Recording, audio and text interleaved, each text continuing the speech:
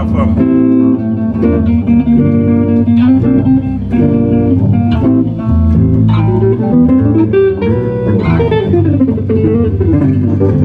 Okay, thank you.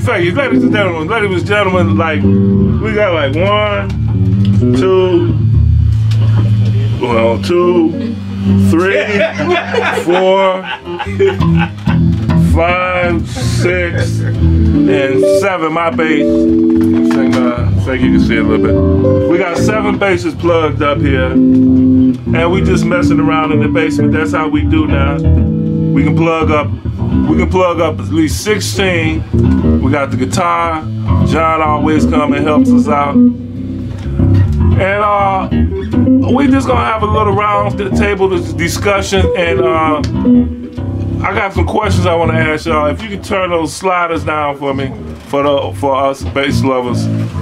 I got a question I want to ask. Nowhere. Probably should be unplugged. Just turn it down. Everybody just turn it down. I got a question I'd like to ask all you bass players. First of all, welcome to the basement. That's BASSMINT. We got with us on the phone, because we keep it gangster in here. We talk on the phone and everything. Not on the phone. Text messages. Hello. She's texting messages. Tell us your name. Cynthia Willis. Cynthia Willis, the bass player. Oh, but you know I've been keeping up on your page. I saw that high school picture. We also have with us, tell us your name. Nikki Streets. Who's still in high school, by the way. Yes. Also hanging out with us in the basement is another Detroit bass player. Tell us your name, sir. Tony Moore. Tony Moore. How many basses do you have? Yeah. I am down from 15 down to 7 and 1 up right now. Okay, I'm leading. When I get home, I probably only have 3, because I'm throwing 3 of them out the window.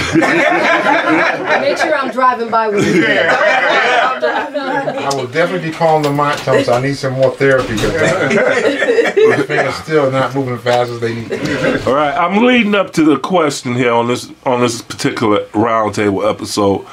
We also have with us, tell us your name, sir. Brian Long.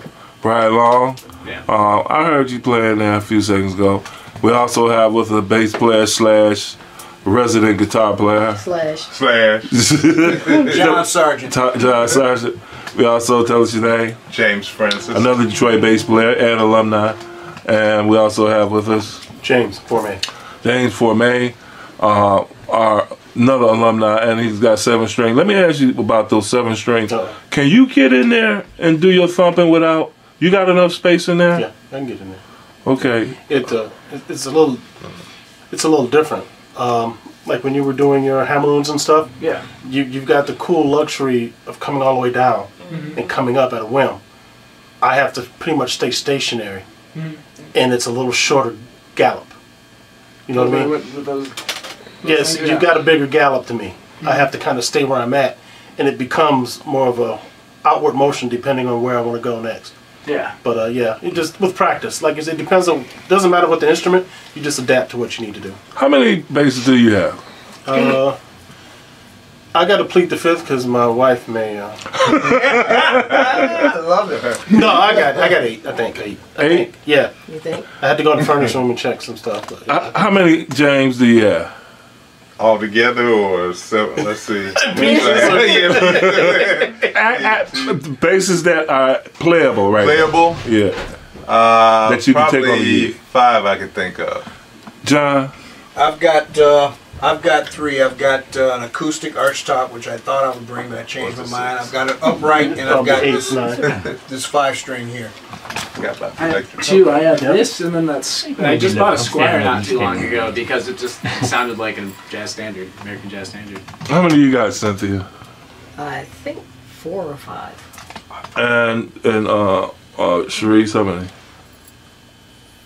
4. I think 4. Okay, I have 3. I actually have 4.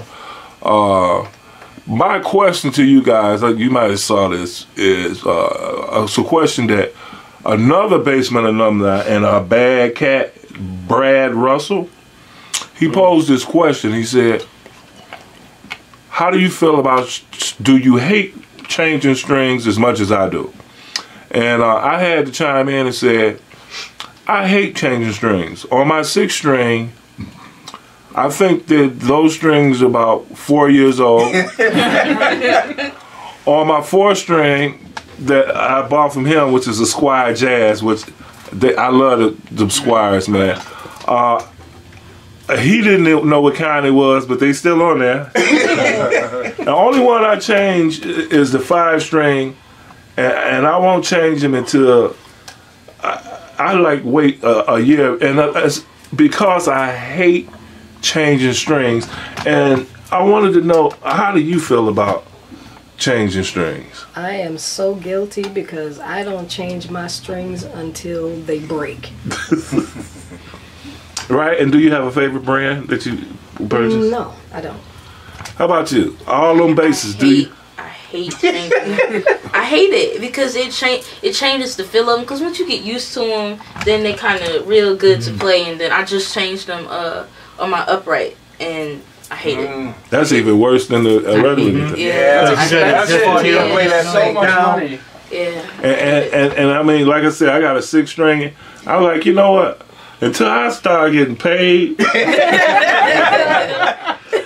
I'm not changing the strings. That I don't get paid for playing the 6 string. I get paid for playing the 5 string, but not the 6 string. And I'm not changing 2 guitars. You know what I'm saying? Yeah. Tony, you got 8 of them things. Well, I hate changing strings. That's how I ended up with 15 bass.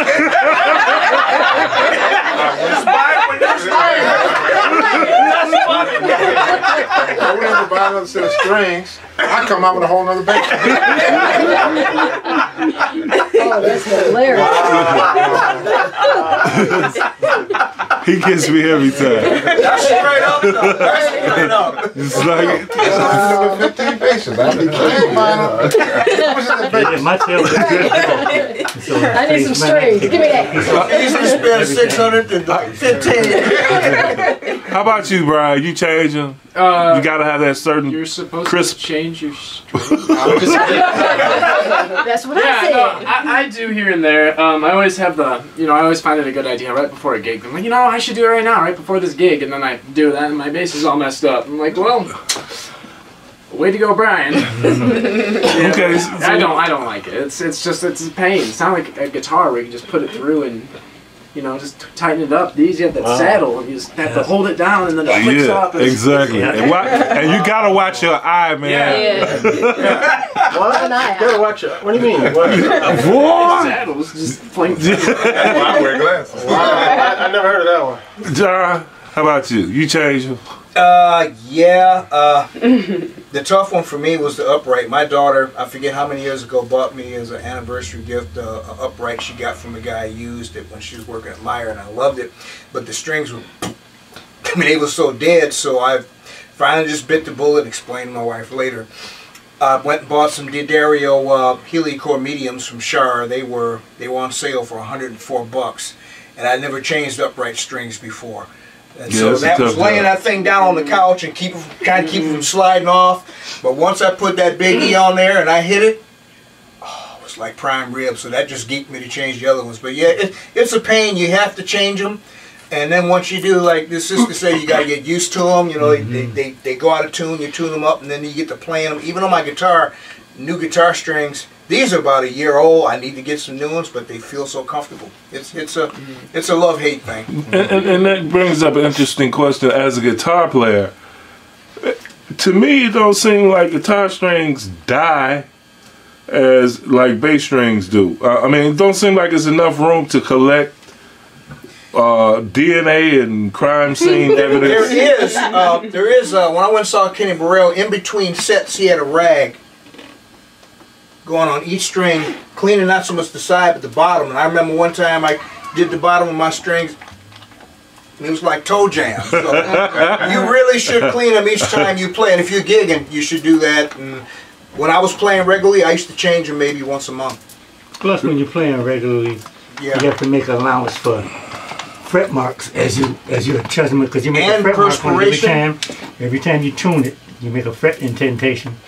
And you get too many of those, now the string doesn't vibrate as freely as it would if it didn't have those indentations on them.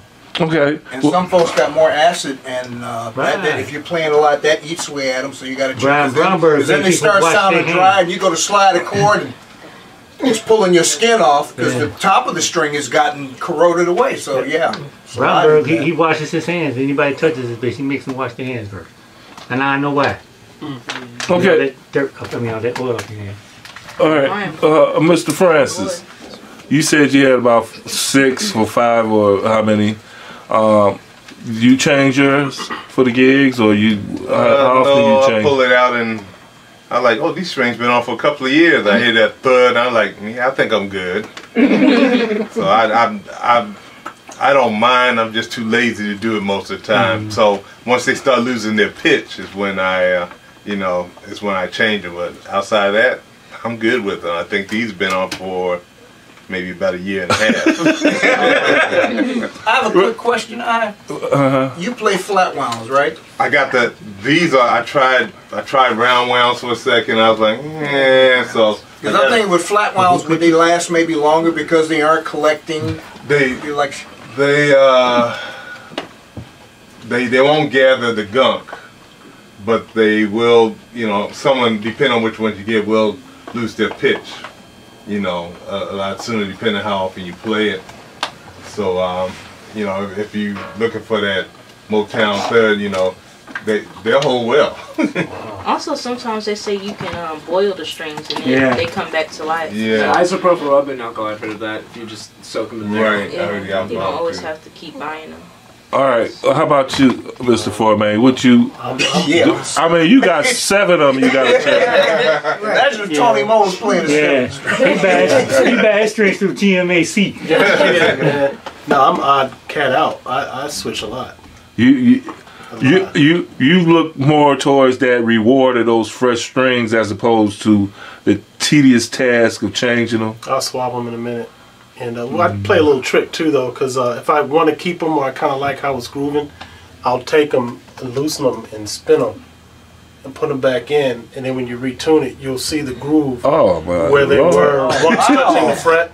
Now you got clean contact. Oh man, and then you go ahead and tune them up again, and you can see all the little marks where they were, and you got clean hit. And then you just go again for a little bit longer, and then with it, all right, they got to go. Because I use nickel.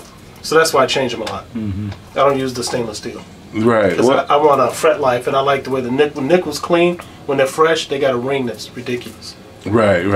So the reward is still awesome, even though sometimes you have to change them. But once you put them fresh ones on it, it's worth it. And in some cases, this one, these are Federas on the 2.7s.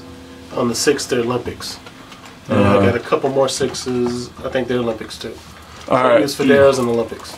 And those are your favorites? Because you've tried a few? Oh, yeah. And they make them up. They make up their own strings. Right. Federa makes theirs in Pennsylvania. California makes theirs Olympic makes theirs in California. You got a specific brand, James? A lot of times I use the GHS Precision Flats. I like the way those feel. But how about you? GHS Boomers, 5-string set. They got a couple sizes, and I get the smaller of the B string because I don't want it to be too big and too floppy.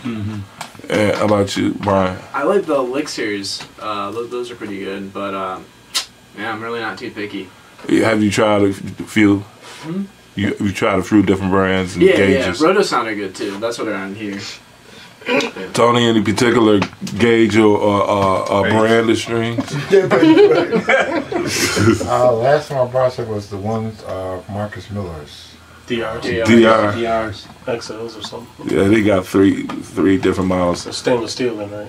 Did you got a particular brand that you like, or you still trying them out? I'm still trying them out, but I also mix mine sometimes. You mix brands? Yes, sometimes because with my C string, sometimes it still doesn't hold the same power as the ones down here. So if I change them, sometimes I'll mix them with the Marcus Miller ones for the 4, or I'll use like an Ernie Ball flat rounder. It just depends on how I'm feeling at the time. Okay, that reminds me. You ever use alternate tunings on your? Yeah, I do. Sometimes I actually tune my B to a D, and it kind of gives it it it's fun to play. It's fun to mess around with. One thing I want you to try one day. Take your C and bring it down to a G, so you have 2 Gs, and it's gonna have this phase, and you play both Gs at the same time, and see what that do for you. Just as a little show trick right there on the spot. Tune it right during your solo. And then, okay, my guys are doing that though. They're right there in the right there. Untune it right there, and then start playing that G on both strings. And see how that feels. Just one day, just to play around. I did that one time so I could play octaves. I actually changed it to his more like this one was a 7-string, and this one my B was an E. So I was and I was doing octaves, so that was fun. But I really don't play around. Stanley Clark messed a lot of folk up. That tuning he was doing. How about you? You any particular brands? Not really. You but still I do trying have the boomers on this one. Yeah, I do. I always forget what kind I get by the time, because I wait a year. I mean, keep the package, man. Put the package in that junk drawer in the kitchen. Just put it in there. I mean, one time I had my 6 strings timed to sweet. And then about a year or two later, like, what kind of strings is these so I can go get them? I don't know. I wind up getting different strings all the time. That's just me. You know. Now, you mentioned something about alternate toners. One cat that is like ridiculous on alternate toners is Mike Manring. Man. He just... Yeah, but he still ain't right, because he was tuning it like a cello. And then you think you got him. Oh, okay, he just tuned like a cello. Okay, I got him. Hip shots. And then he's got hip shots on the G and M. Oh man, forget this noise, man. Yeah, he's also got a hip shot bridge. Yeah, exactly. And then they mess you up again. Like I think I'm never playing that song's failing. No one can ever play his stuff. Just listen to it. Yeah, Mike Manring is another cat I got the pleasure of studying up under. Oh wow, really? And when I asked him questions, it was like, he didn't even talk about music. He was talking about the mentalness of it all.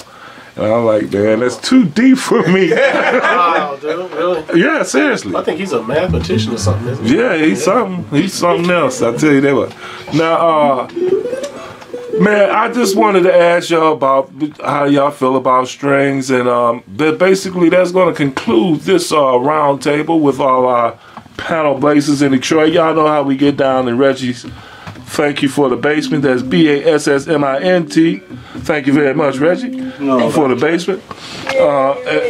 2 other people, 3 people. We got the parents section over here. Sharice's dad and Sharice's mom and Brian's dad. Y'all got some awesome youngsters over here. We look forward to hearing from them some more. Y'all, these the parents. And man, yeah, y'all go ahead and play us something now.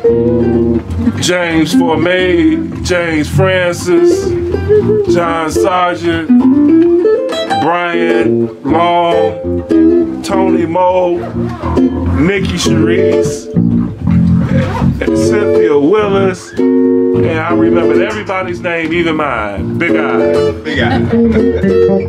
Yeah, go play something now, man.